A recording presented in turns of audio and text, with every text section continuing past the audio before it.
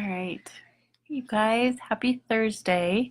Um, so I wanted to jump on today and talk about the fourth kind of hunger, and I'm actually going to rearrange them because it applies. And it's real life for me right now. And so I just figured I'd share my personal experience with it. Um, so just a quick overview. We've talked about physical hunger. We have talked about sense hunger. We have talked about emotional hunger. And so I hope you guys have taken the time to explore all of those and like start categorizing why you're eating and why you're feeling hungry. The fourth type of hunger is sleep deprived hunger. And that is so real to me right now. As you can see, I am very tired. Hey, Bryn. Um, that's debatable. I'm not sure how I feel about that.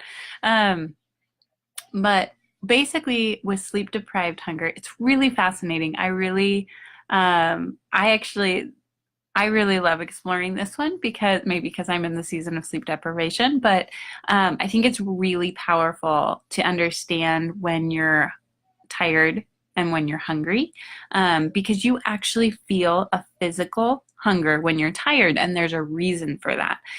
So when you're tired and when you haven't gotten enough sleep, your ghrelin, which is the hormone that triggers that hungry feeling in your body, goes up. And when you're tired and you haven't gotten enough sleep, your leptin, which is the hormone that triggers your satiation and I feel full feeling, goes down.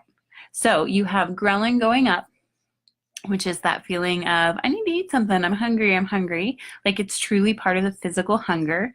There are people that are born without ghrelin receptors, and so they have no sense of when they're full because they constantly feel hungry, and that's what that ghrelin will do. And then the leptin levels, that is what triggers that satisfied feeling, and I'm full, I feel really good, and that goes down when you're tired and you're sleep deprived because your body is searching for energy. You have not given your body enough energy through sleep, and so your body's like, all right, cool, I have systems in place to make me feel like I have more energy than I really have. And so I know this is sorry, my bangs are insane and I can't get them out of my face, but this is my life right now. West is still cutting his first tooth. The mound is there. I think we'll have it in the next few days. So he's been up almost every night. May has been up at least 2 or 3 times a night as well. And so when you feel tired or when you feel sleep deprived, typically that means you're getting less than 6 hours of sleep. I know for me personally, I have no idea if I'm even getting 3 or 4 hours of sleep right now. But that is when those hormones start to shift. Sleep is so crucial. Honestly, guys, they've done studies on people who are trying to lose weight, and they've done 2 different groups. And they had one group who was like, you got 6 hours or less of sleep, and the other group, I think, got 8 or 9 hours. And they didn't change anything about their diets or didn't add any fitness at all. And the group that got 9 hours of sleep, averaged 8 to 9 hours of sleep, lost a significant amount of weight more than the group that got 6 hours or less. And that's just because like our body recharges when we sleep. And when we get enough sleep, our hormone levels are balanced. And so here's the thing though, when you aren't getting enough sleep, like you genuinely are going to feel a sense of physical hunger, which is those hormones that are off. And so there is nothing wrong with eating. There is nothing, it's not like you have to starve yourself on the days you're exhausted and try to navigate life. Like that's not going to work well. So the biggest thing you need to think of when you're hungry and when you're sleep deprived is just recognize, hey, I'm probably hungry because I'm tired.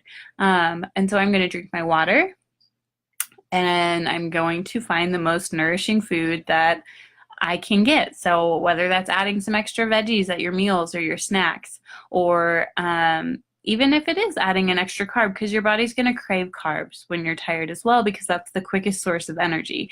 So your body's going to crave those silly carbs, because I know for me it's chocolate. Like, hands down, just give me a handful of chocolate chips and that's all I want. So your body's going to crave those silly carbs because it processes them quicker and it gives that surge of energy. My husband and I literally always joke about, oh, I either need a nap or I need chocolate because I need energy. And it's like I need to fool my body into thinking I'm not as tired as I am. It's a terrible way to live. Don't do what we do. But truly, like, you are feeling hungry because you're tired. And it's super fascinating. A third of Americans are obese, and a third of Americans get less than 6 hours of sleep. There's no study that connects those two, but it seems awfully interesting that a third of Americans are overweight and a third of Americans are getting less than 6 hours of sleep. I think there's definitely a connection there.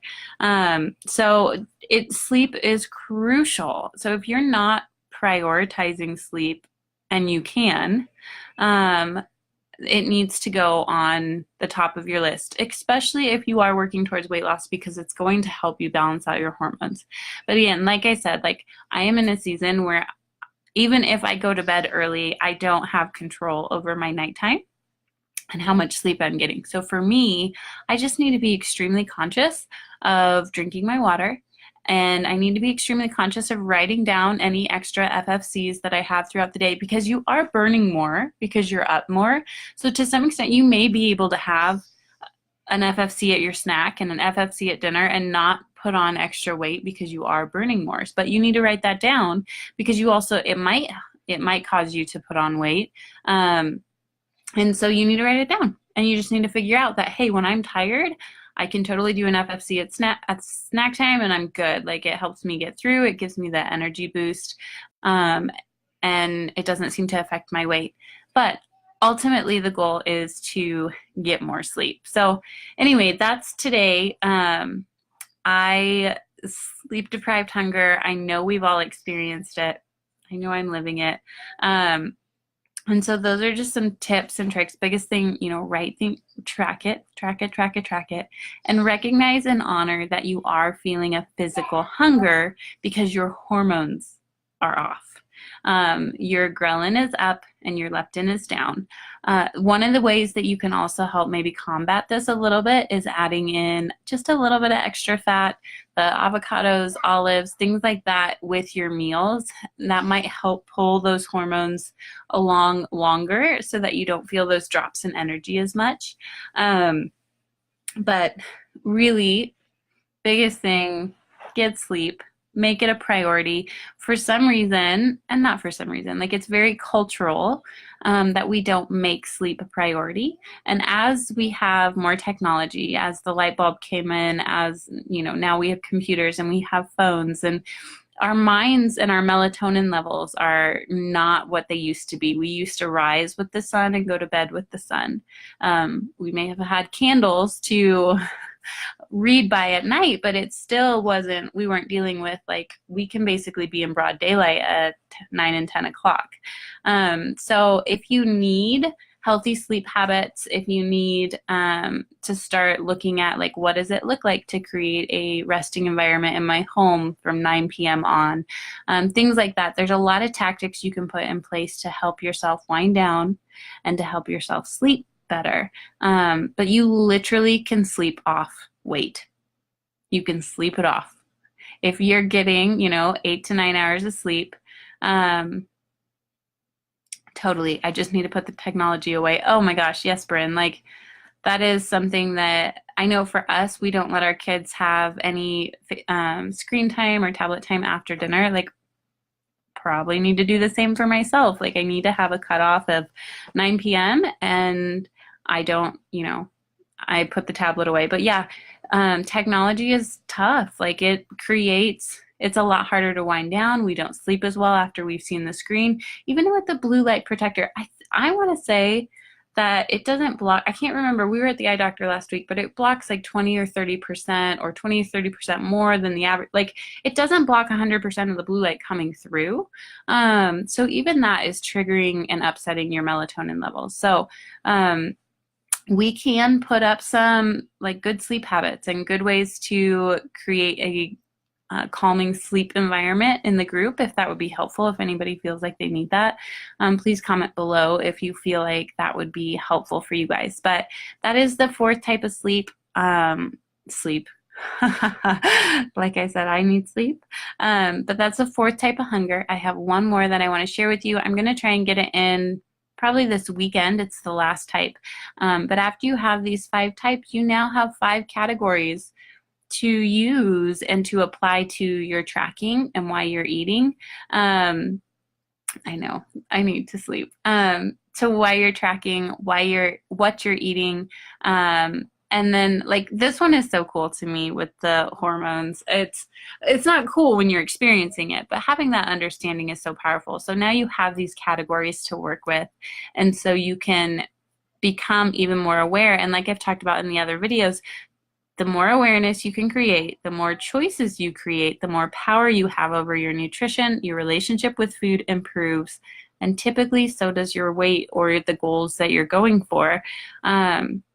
And it all starts with awareness. It all starts with creating that space, that reaction time between the thought, the action, and that, what is in between there.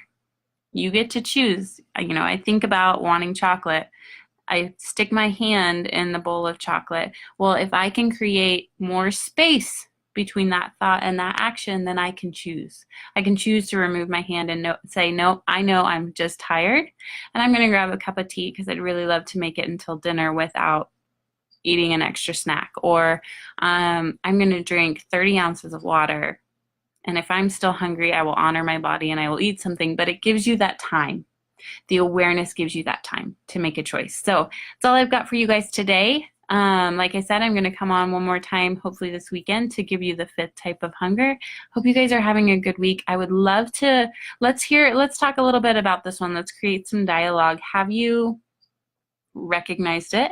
Have you experienced it? Have you had days where you've gotten less sleep the night before and you're like, I just can't feel satisfied?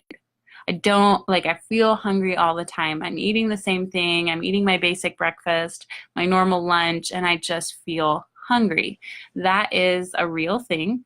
So comment below if you felt that and if you've experienced that, because now you have the tools to handle it. But anyway, I hope you guys have a great rest of your Thursday, and I will see you this weekend.